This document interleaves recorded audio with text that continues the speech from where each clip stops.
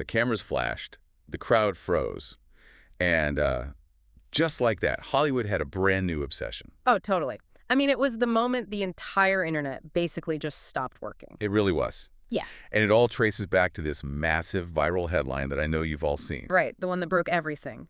Leaked wedding video gives fans their first look inside Taylor Swift's big day. Exactly. Welcome to StarScope Report. Join Jordan and Jamie as they uncover Hollywood drama, music industry shakeups, and viral influencer scandals. From red carpet surprises to social media controversies, we dive deep into the stories behind the fame. And today, we are unpacking the undisputed, most anticipated event of the decade. Oh, without a doubt. We're talking about the wedding of Taylor Swift and Travis Kelce, and we're not just skimming the surface here. We've got a massive stack of sources for you today. Yeah, we pulled from everywhere. Mainstream outlets like CBS News, the BBC, plus entertainment giants, TMZ, People, Variety. Right, and we've got comprehensive timeline data to really map out how this whole historic night went down. Because it wasn't just a wedding, it was a cultural earthquake. It really was. So we're going to explore the sheer logistical insanity of pulling this off. We'll look at the tension between their extreme privacy and, modern leak culture. Right, which is fascinating. And what this multi-million-dollar event, which the New York Times literally dubbed the American Royal Wedding, what it actually means for pop culture. It's going to be a wild ride. So, okay, let's unpack this. To really understand this event, we first have to look at the venue choice. Because it was definitely not what people expected. Not at all. Paint this picture in your mind. It is the night of July 3, 2026. You're walking through the muggy, heavy summer heat of New York City, heading down 7th Avenue. Right near Madison Square Garden. Exactly. But something is immediately jarringly different. The streets are completely barricaded. Like completely shut down. Yeah, we're talking counterterrorism levels of security. There are 135 NRIPD officers everywhere. Massive pop-up tents are shielding the loading docks. And then suddenly, the giant iconic screens wrapping around the exterior of the arena, they flicker. Oh, I remember seeing videos of this. The normal ads vanish, and these hot pink billboards flash a message that makes the entire city stop in its tracks. And she married. It was a digital announcement that quite literally broke the internet within seconds. It did.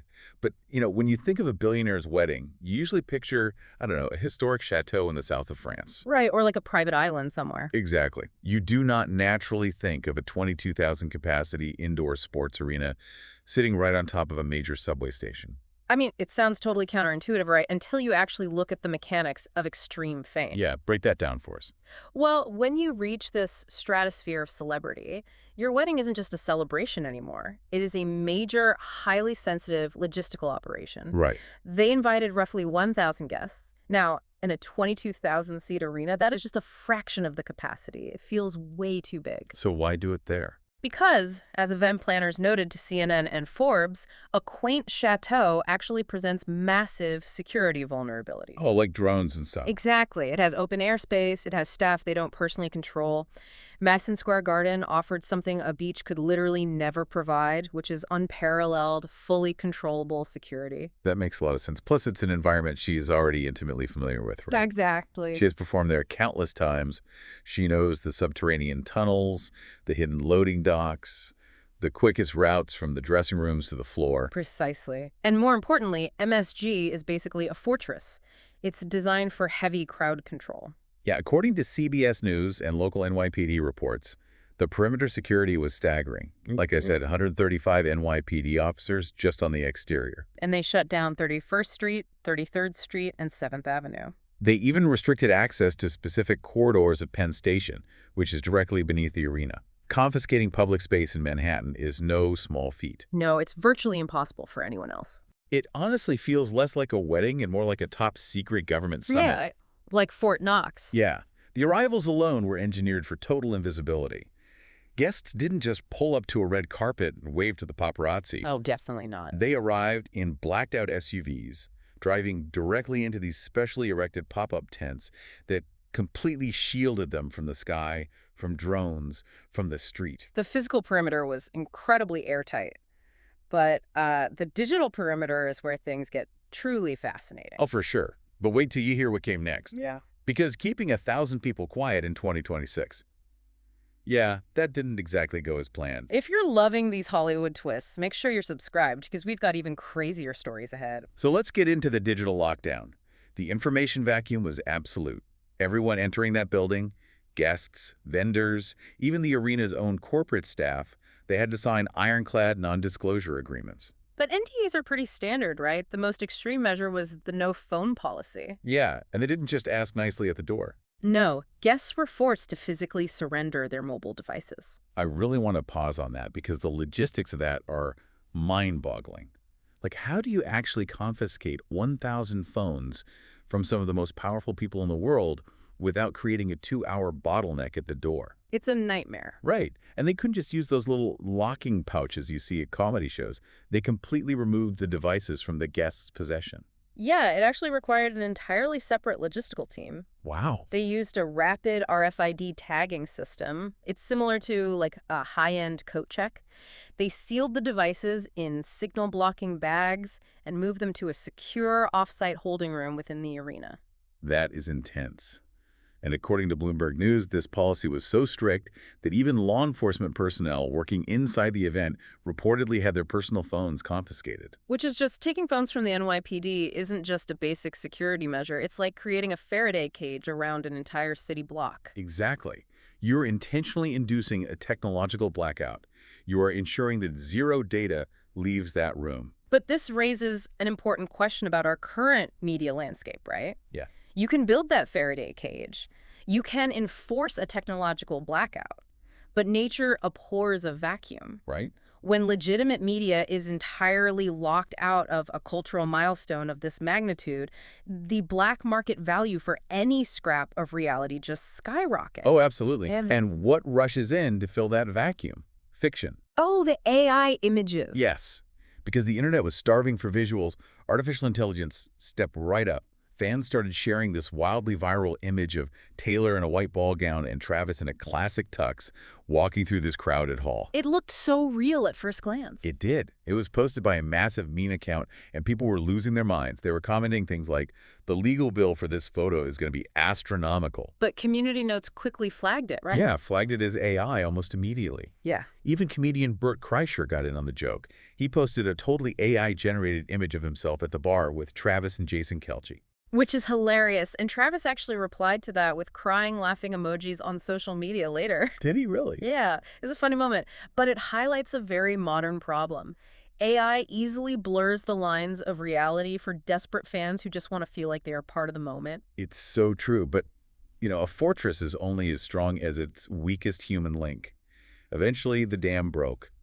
Reality pierced through the AI noise. It sure did. And that brings us back to that headline. The Daily Mail obtained a 32-second video, and that is what finally gave fans their first real look inside. And the visual was incredibly specific. What did it show? Well, the footage showed these romantic, dimly lit hallways covered in peach and white drapery, pink walls, and matching carpet. Oh, wow. There was this massive custom TNT logo glowing on the wall, and you could see framed photos of their entire relationship lining the corridors. Oh, that's such a sweet touch. It included never-before-seen photos of their August 2025 backyard proposal. Really? Yes. And in the background of the video, you could hear Candi Staton's classic disco anthem, Young Hearts Run Free, just echoing through the halls. That 32-second clip was a fascinating breach of protocol. And the leaks didn't just come from anonymous sources either. Right, the AMC CEO. Yes. Adam Aron, the CEO of AMC Theaters, actually took to X and posted a highly detailed description of the vows, the kiss, the floral decor, everything. That is so wild to me. He hastily deleted it, but of course the internet is forever. He essentially broke his NDA for a momentary thrill. Which is crazy to think about. A literal CEO risking legal wrath just for the intoxication of being in proximity to that level of cultural power? Exactly. But he wasn't the only one facing consequences. No, he wasn't. Page 6 reported that at least 4 MSG union workers' stagehands were escorted out of the building and sanctioned by their union for taking unauthorized photos. Man, that's rough. And I'm struggling to wrap my head around that, to be honest. Like, is it naive or maybe even a little hubristic for these mega celebrities to expect absolute monk-like silence from countless hourly workers in 2026. It's a tough situation. You are paying a stagehand a regular hourly wage to set up a billionaire's wedding, and a tabloid is likely offering them a year's salary for one blurry photo. Can you really blame them for taking the shot? It's a very fair challenge. You are fighting basic economics and human nature at that point. Right. In scenarios like this, the NDAs function more as a legal mechanism for post-event punishment rather than like an impenetrable shield. That makes sense. They know leaks will happen. The contracts just ensure they can identify and penalize the source after the fact. But hey, thanks to those inevitable leaks, the curtain was pulled back, allowing us to see what was actually built inside that arena. And that's not even the wildest part. Later in the episode, we'll talk about the shocking twist nobody saw coming regarding who actually officiated this ceremony. Stay tuned and hit that subscribe button so you don't miss what's coming next, because the details of this event are just jaw-dropping. Okay, so here's where it gets really interesting. Let's talk about the fairy tale details. Because they didn't just rent Madison Square Garden.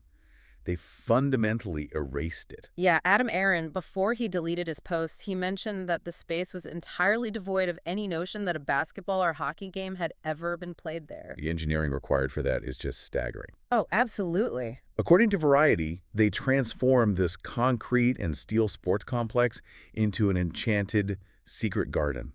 We're talking 5-story tall artificial trees. 5 stories. Yes, and thousands of real peach and pink roses.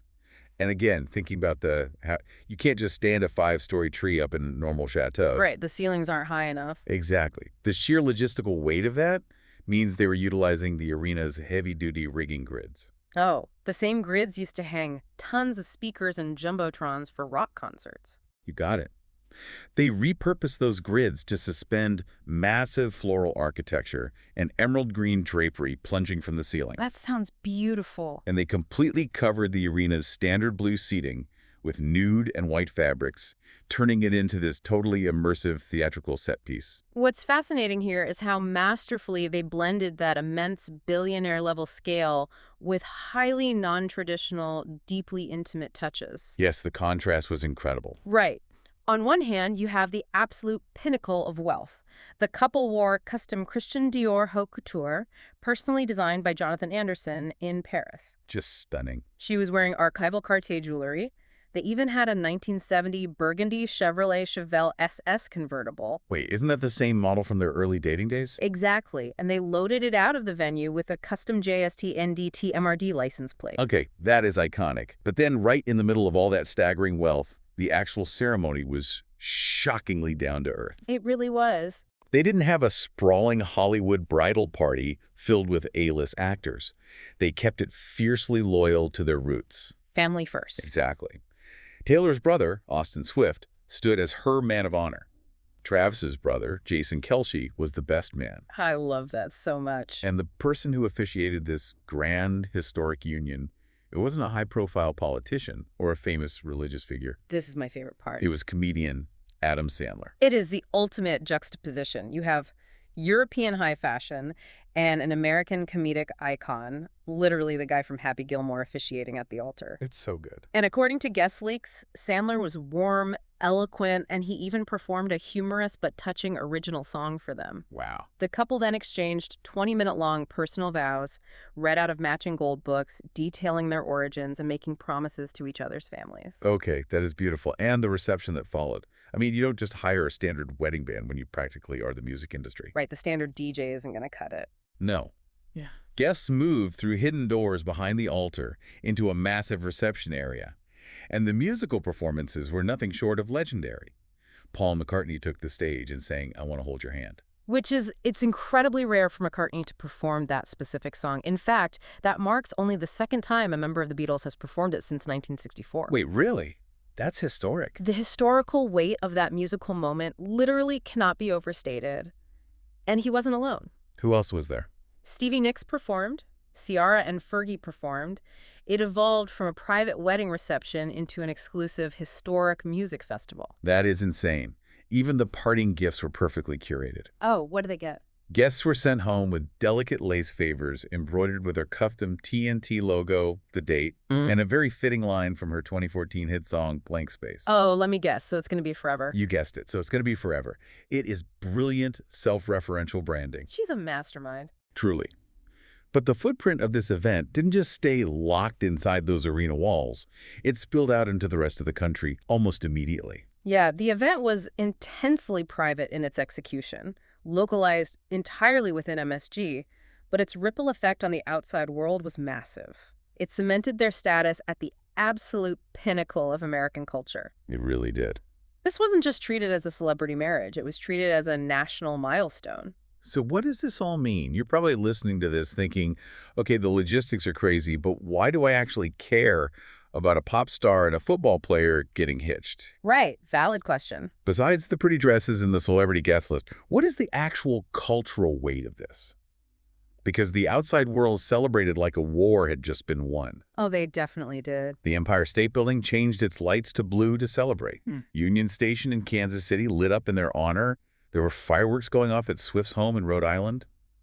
The New York Times literally dubbed it the American Royal Wedding. If we connect this to the bigger picture, that New York Times headline hits the nail on the head. We are looking at the ultimate merger of two distinct, historically separate American monocultures. Pop music and football. Exactly. You have the global record-breaking dominance of pop music intercepting with the fiercely tribal, uniquely American institution of professional football. It's wild when you put it like that. By bringing these two massive fan bases together, they have reached a level of fame and cultural saturation that is comparable only to the British royal family. Yeah, that makes sense. They have successfully turned their personal romantic milestones into unifying national events.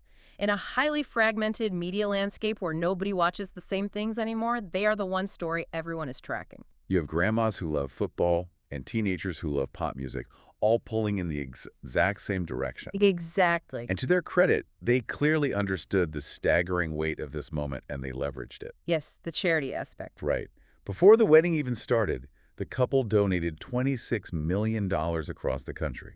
26 million. Yes, and that number, 26, is a nod to the year 2026. Oh, that's clever. They funded 9 food banks, 7 educational programs, an animal rescue group, and 3 children's hospitals. That is a massive injection of capital directly into local communities just to celebrate their union. It is a highly strategic and commendable use of soft power. When you shut down city blocks and flaunt that level of extreme wealth, you really have to buy goodwill. Yeah, you can't just ignore the optics. Exactly. They are acknowledging the spectacle of their status and actively counterbalancing it with undeniable philanthropy. It makes the extravagance palatable to the public, reinforcing their narrative not just as entertainers, but as benevolent cultural leaders. It's the ultimate PR maneuver, and it works perfectly.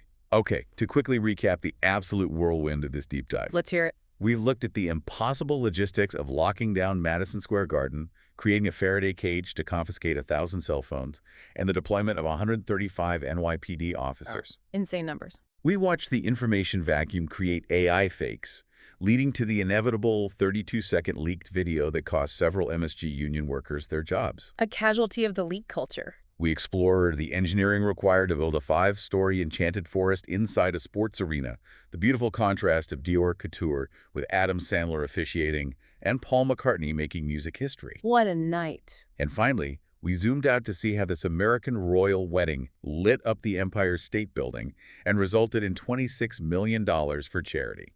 It was, without a doubt, a masterclass in event execution, public relations, and cultural dominance. But, as with everything involving these two figures, there is always another layer to the strategy. Always. There is always a longer game being played. And that brings us to our final lingering thought for you to chew on today. Throughout all of this extreme security, the NDAs, the cell phone bans, the Faraday cages, and the firing of hourly workers for taking iPhone photos, Yeah. there was one camera that was allowed in. Wait, really? Yes. Entertainment journalist Mike Guns reported, citing industry insiders, that the couple had a highly professional, dedicated film crew documenting every single second of the entire event. Wow. Which completely reframes the narrative of the weekend. Doesn't it? If you look at it through that lens, The extreme lengths they went to in order to suppress unauthorized leaks suddenly looks less about protecting their personal privacy and more about protecting highly valuable intellectual property. Could it be that this absolute blackout wasn't just about enjoying a private moment away from the public eye? That's a huge possibility. Could the ultimate plan be to release a highly produced, heavily monetized streaming special? Or maybe an exclusive documentary tie-in for a future album? I wouldn't put it past them. Are they effectively taking their most private, fiercely guarded, intimate moment and strategically packaging it to be their next monumental piece of commercial art? It would be the ultimate capitalization of their own fame, taking back the narrative, controlling the product, and monetizing the very curiosity that drove fans to the barricades. It is a brilliant possibility to consider. It's definitely something for you to keep a very close eye out for later this year. The cameras flashed, the crowd froze, and the show, well, it might just be getting started. You've been listening to StarScope Report, where Jordan and Jamie uncover the stories shaping Hollywood, music, and pop culture. Thanks for tuning in, and don't forget to subscribe for more stories that keep the stars shining.